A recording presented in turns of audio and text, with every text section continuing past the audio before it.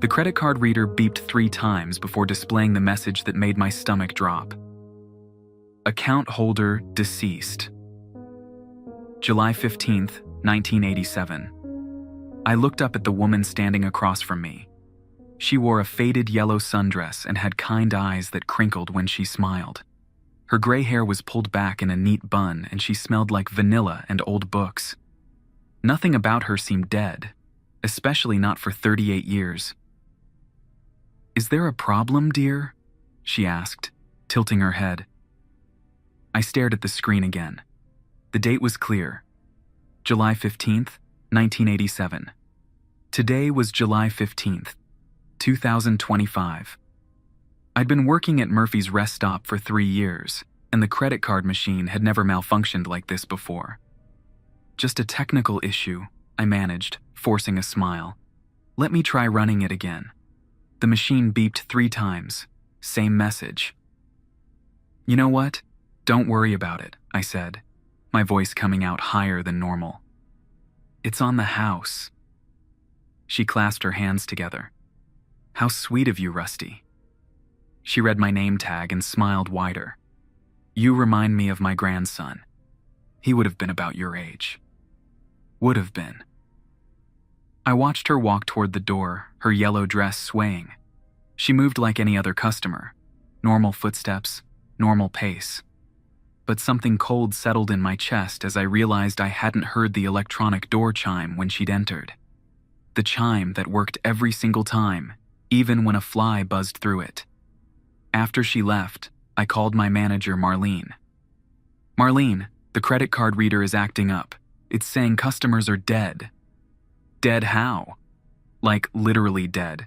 Account holder deceased with dates from decades ago." Marlene was quiet for a moment. "Rusty, I need you to listen very carefully. Are you alone right now?" "Yeah, why?" "Lock the doors, both the front and the bathroom entrance. Don't let anyone else in until I get there." "What?" "Marlene, I can't lock customers out. It's the middle of the afternoon." "Rusty." Her voice was sharp now. "Lock the doors. Now." I'd never heard Marlene sound like that. She was usually laid back, the type of manager who let me take extra breaks and didn't care if I ate the expired sandwiches. But something in her voice made me move toward the front door. "Okay, I'm locking up now." "Good. I'll be there in 20 minutes. And Rusty, if anyone knocks or tries to get in, don't answer. Don't even look at them." The line went dead. I stood there holding the phone, staring at the empty parking lot through the glass door. 2 semis were parked at the far end, their drivers probably sleeping. A few cars dotted the spaces near the building, but I couldn't see any people. 20 minutes felt like hours. I tried to busy myself restocking the coffee station, but my hands kept shaking. Every time I glanced at the door, I expected to see someone standing there, waiting to be let in. When Marlene finally arrived, she looked tired. More tired than I'd ever seen her. She was only 45, but today she looked older. Her usually perfect black hair was messy, and her makeup was smudged under her eyes. "Show me the register," she said, not bothering with hellos. I demonstrated the problem with my own credit card. 3 beeps. Account holder deceased, March 22nd, 2019. "That's impossible," I said. "I'm standing right here." Marlene closed her eyes. "How many customers today? Maybe 15? It's been slow." "How many paid cash?" I thought about it. Actually, all of them except the lady in the yellow dress. "Describe her." I told Marlene everything I could remember. The vanilla smell, the neat bun, the way she'd mentioned her grandson. Marlene's face grew paler with each detail. "Rusty, I need to tell you something about this place. Something I should have told you when you started working here." She sat down on the stool behind the counter. "There are rules. 4 rules that keep this place running safely." "What kind of rules?"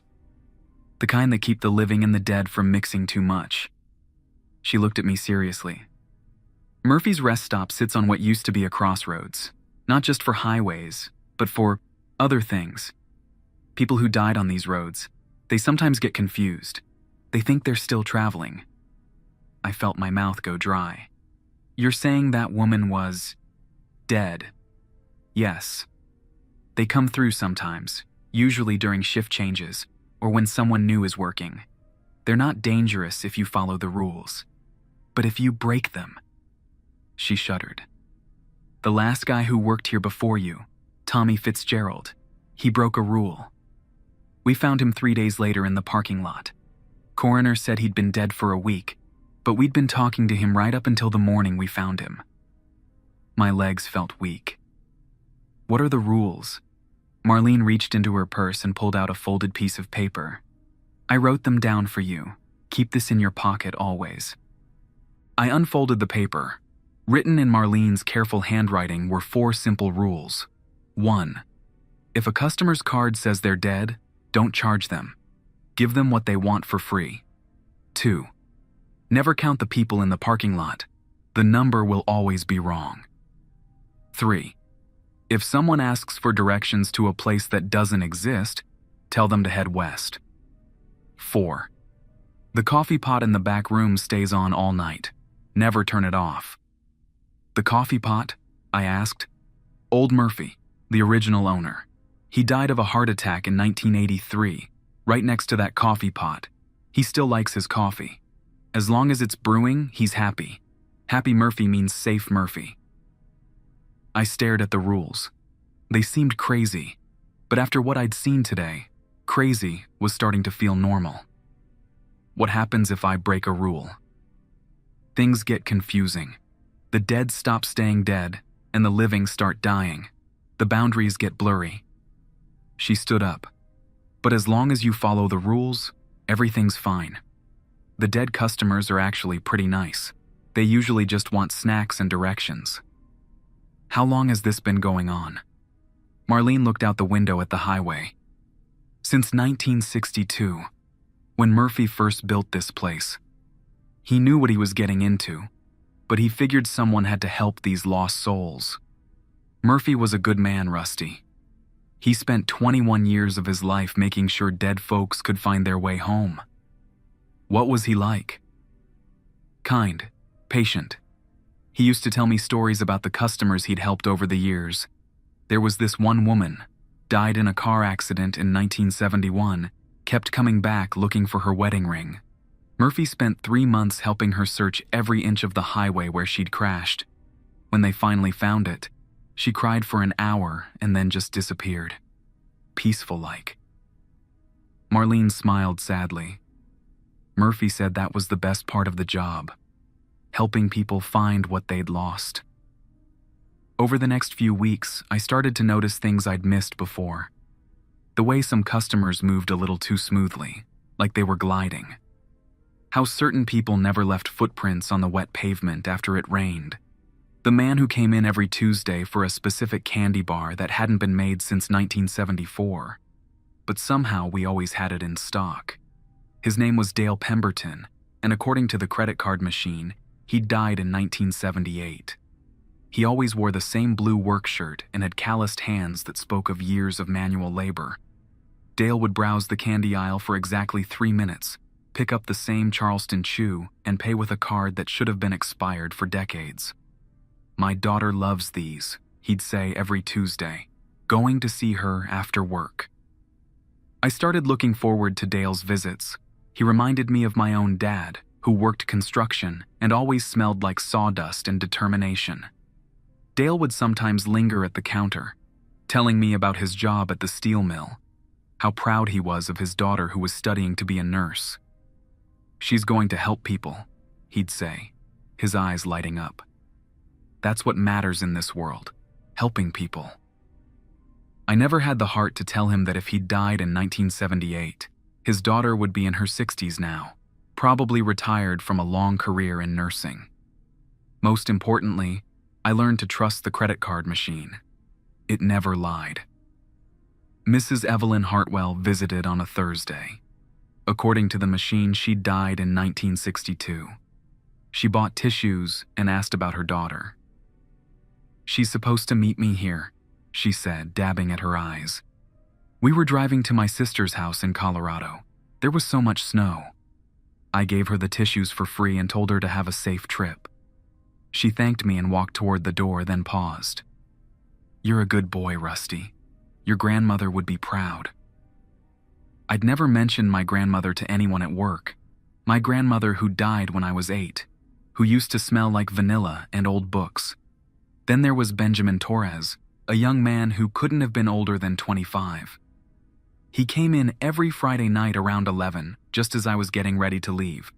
His card always read, "Account holder deceased, September 3rd, 1993.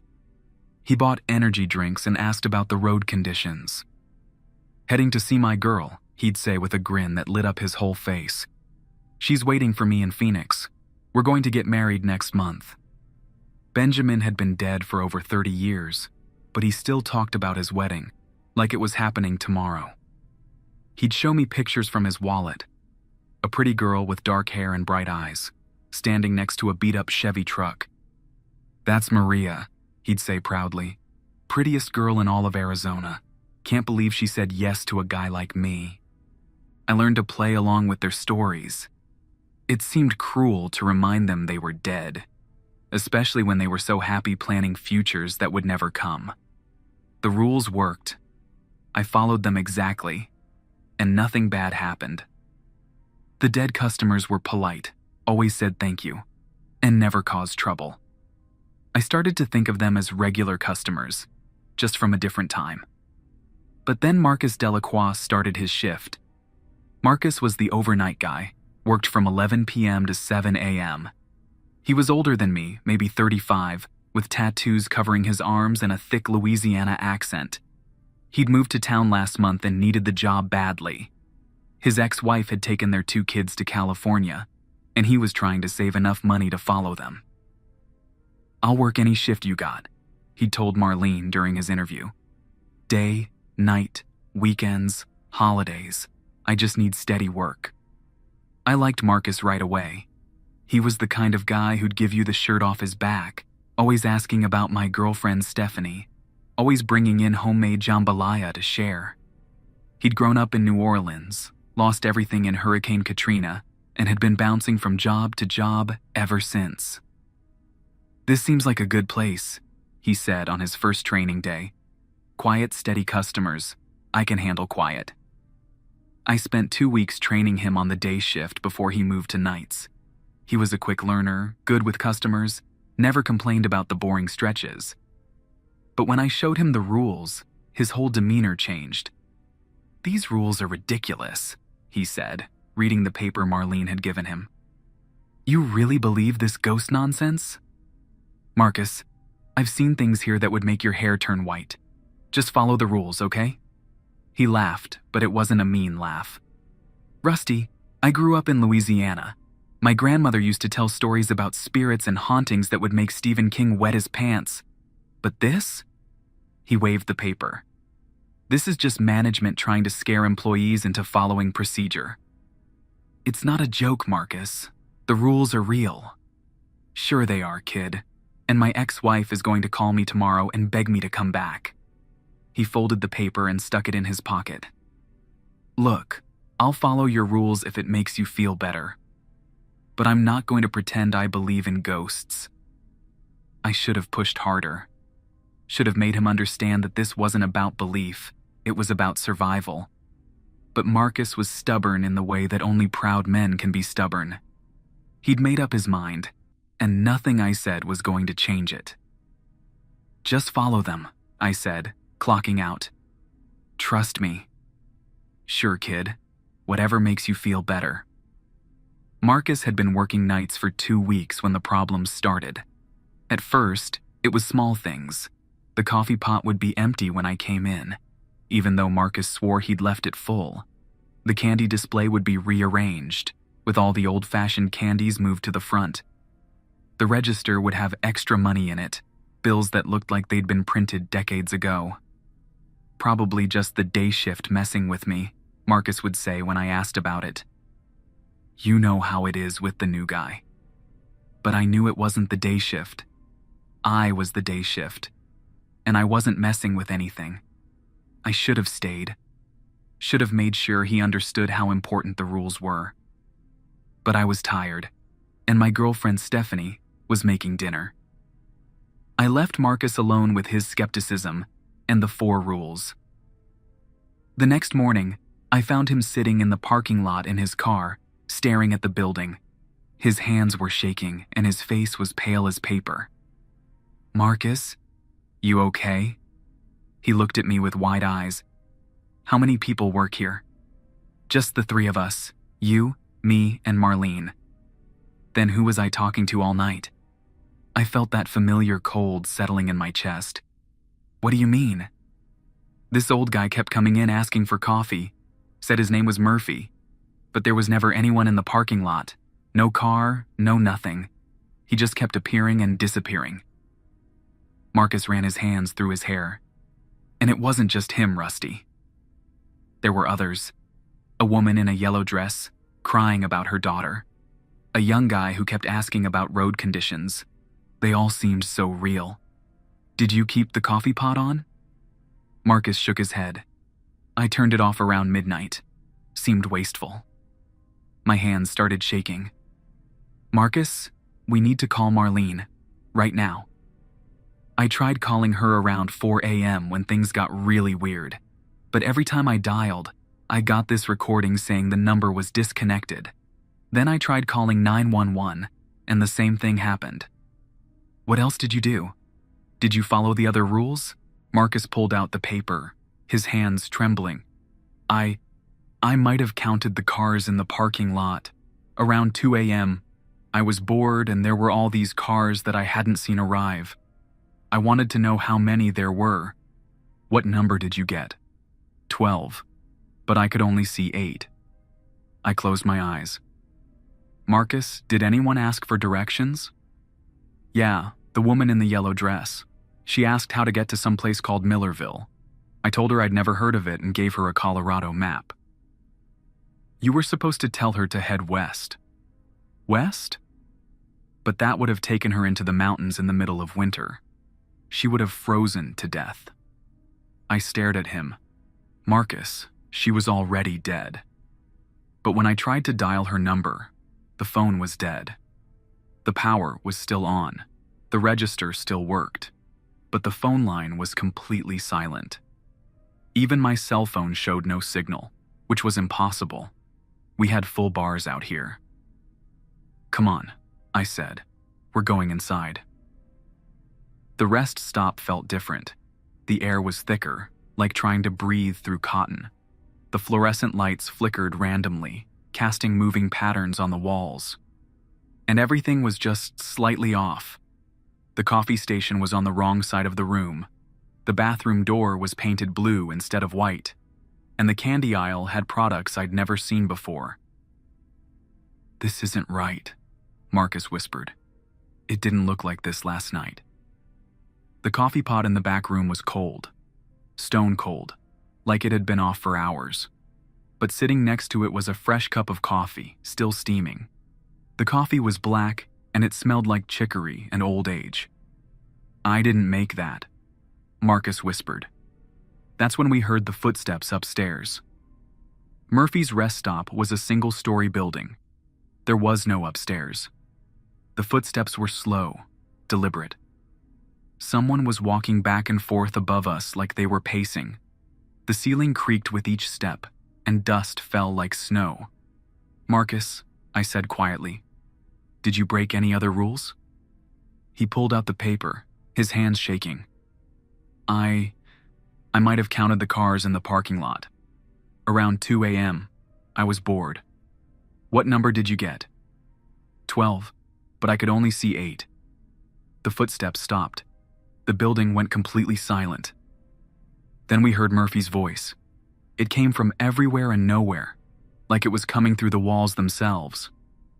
"Boys," he said, and his voice was like coffee grounds and cigarettes. "We need to talk." Murphy appeared in the doorway to the back room, and he looked exactly like I'd imagined.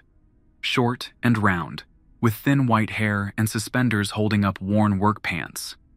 His eyes were kind but tired, the eyes of someone who'd been dealing with problems for a very long time. "Marcus," he said, looking directly at the overnight worker. "You've caused quite a stir." Marcus couldn't speak. He just stood there, mouth open, staring at a dead man who'd been dead for 42 years. "Rusty," Murphy continued, "you've been doing good work, following the rules, treating my customers with respect.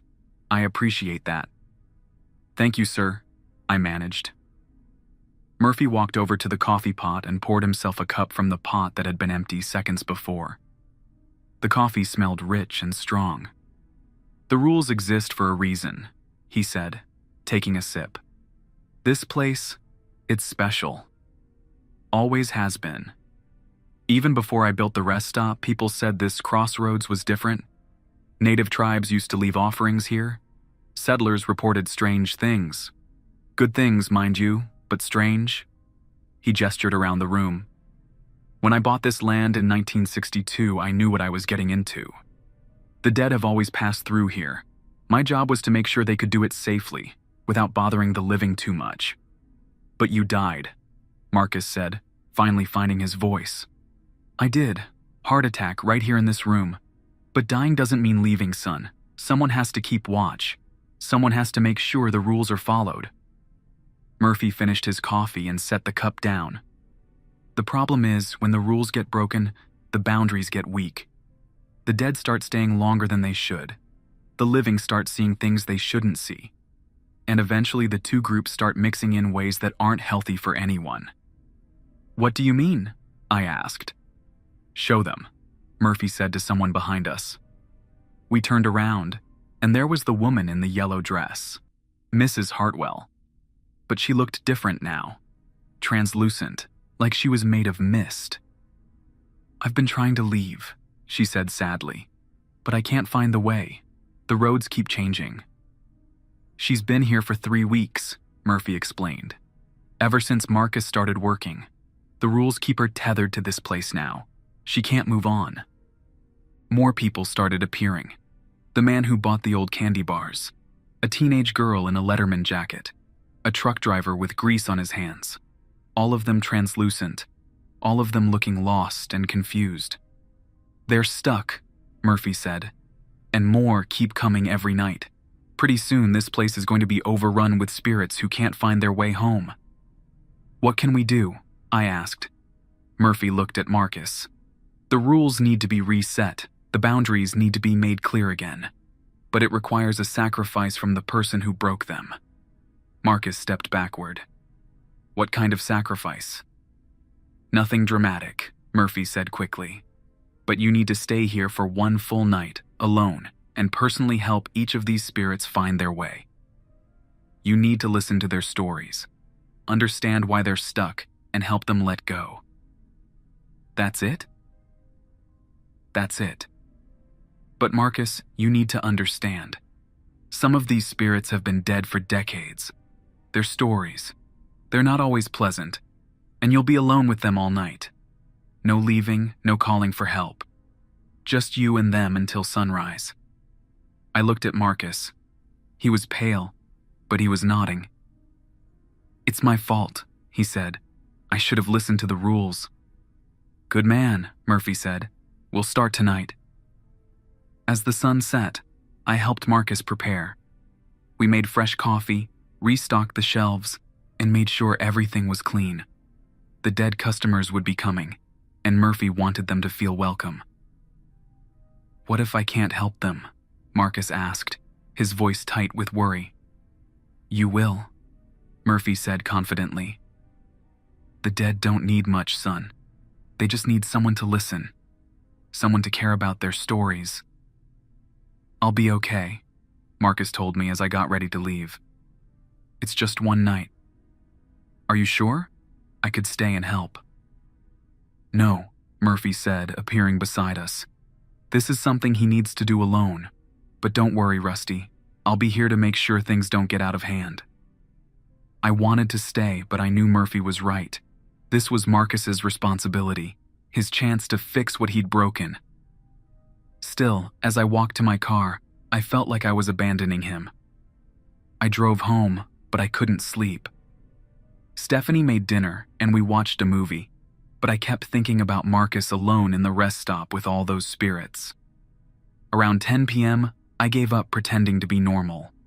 I have to go check on him, I told Stephanie. It's not your shift, Rusty. You need to learn to let go. You don't understand. Marcus is dealing with something that could kill him. Stephanie sighed. Fine, but you're telling me the whole story when you get back. I drove back to the rest stop, and what I saw made me pull over to the side of the road. The parking lot was full of cars. Not just full, overflowing. There were cars parked in every space, cars parked in the grass, cars parked along the highway shoulder. Old cars, new cars, cars that looked like they were from different decades. A 1962 Buick sat next to a 1987 Honda, which sat next to a 1975 Chevy pickup. I counted them without thinking, then remembered the rule. I forced myself to look away, but not before I'd reached 37 vehicles. The parking lot only had space for 20. Through the windows, I could see Marcus talking to someone I couldn't see. He was nodding, listening intently. Sometimes he wrote something down on a piece of paper. Sometimes he just sat quietly while the invisible person talked. At midnight, I saw him talking to a woman in a yellow dress, Mrs. Hartwell. She was crying, and Marcus was handing her tissues. He listened to her for what felt like hours, occasionally nodding or asking questions I couldn't hear. When she finally stopped crying, Marcus stood up and walked her to the door. He pointed west, toward the mountains, and she smiled. She hugged him. I could see Marcus's arms around something that wasn't there, and then she was gone. At 1 a.m., it was Dale Pemberton. I could tell because Marcus was holding a Charleston chew, and he was talking animatedly about someone's daughter. Dale seemed excited, happy even. After about an hour, he shook Marcus's hand and walked toward the door. But before he left, he turned back and said something that made Marcus laugh. At 2 a.m., it was Benjamin Torres. I knew it was him because Marcus was looking at pictures, nodding appreciatively. Benjamin was probably telling him about Maria, about their upcoming wedding. Marcus listened patiently, asked questions, and eventually Benjamin seemed satisfied.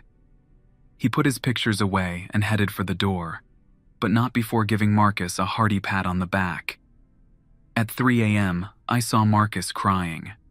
Not scared crying, but the kind of tears you shed when you hear something heartbreaking. He was talking to someone small, a child maybe, gesturing with his hands, and then he reached out like he was hugging someone very small. This went on all night.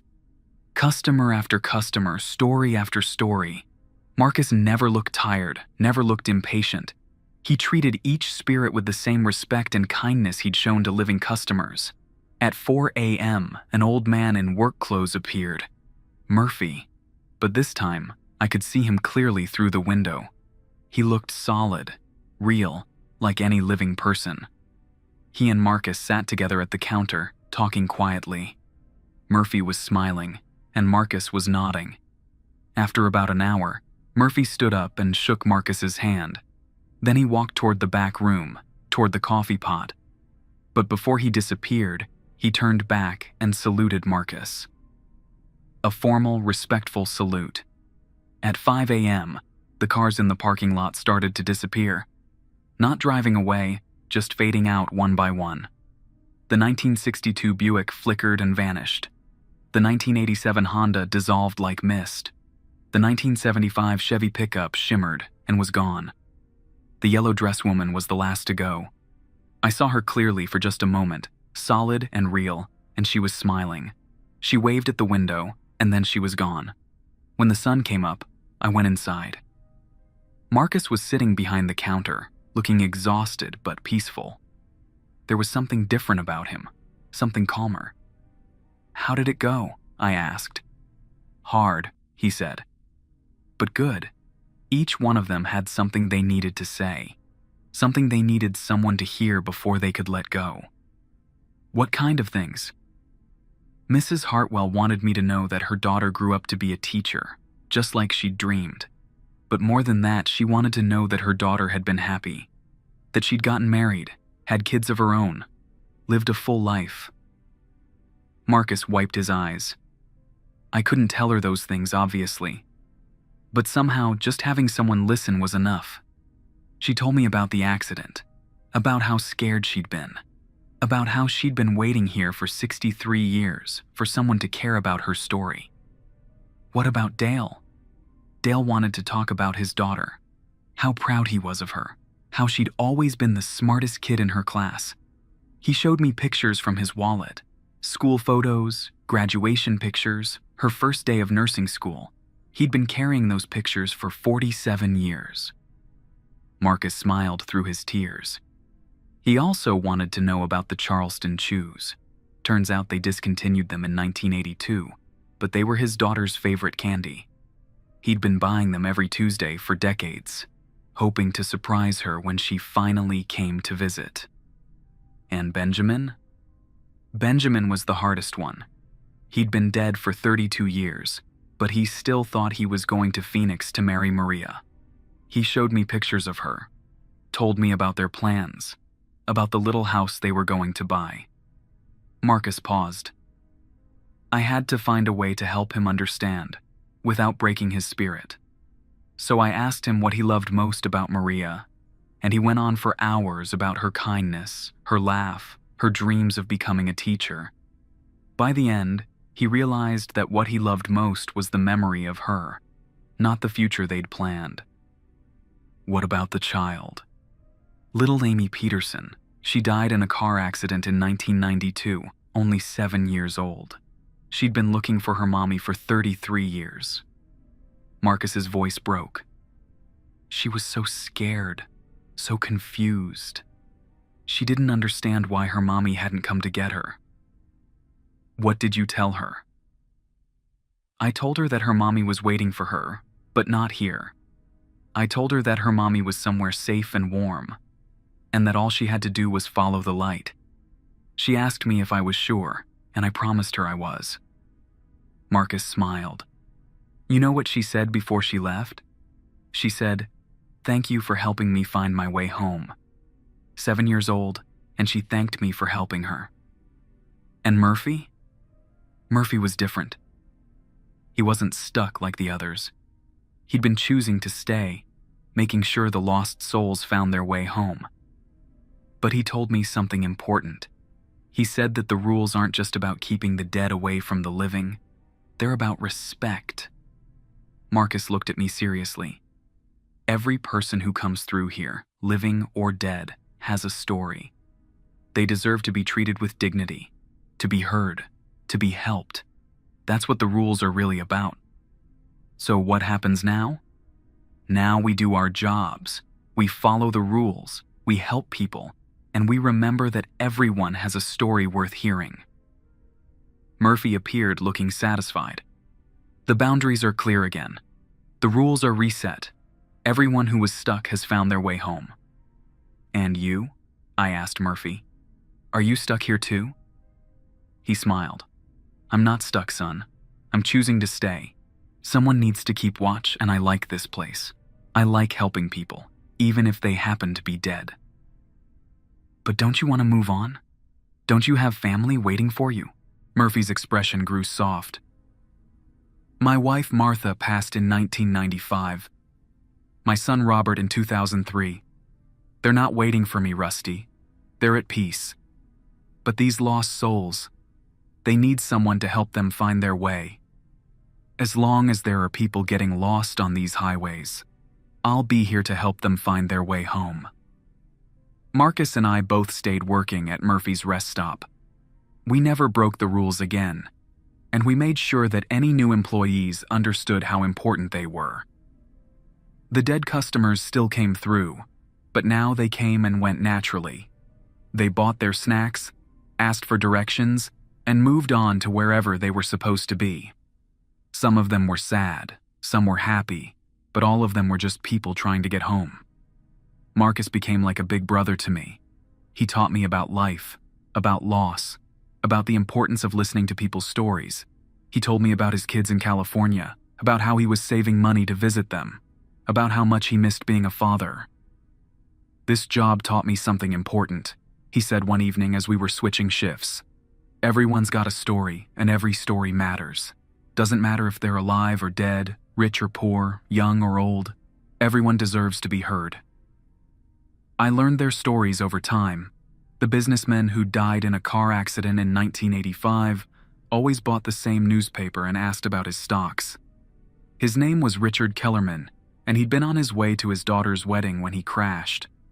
He still wore his wedding ring, still carried the speech he'd planned to give at the reception. The old woman who'd passed away in 1967 always bought postcards and asked if we had stamps. Her name was Dorothy Wilkins, and she'd been traveling to see her first grandchild when her heart gave out. She still carried the baby blanket she'd knitted, still talked about how excited she was to meet little Sarah. The little boy who died in 1992 always wanted candy and asked if we'd seen his mommy. His name was Tommy Morrison, and he'd been in the car with his mother when they'd crashed during a snowstorm. He still carried his favorite toy car, still believed his mommy was just running late.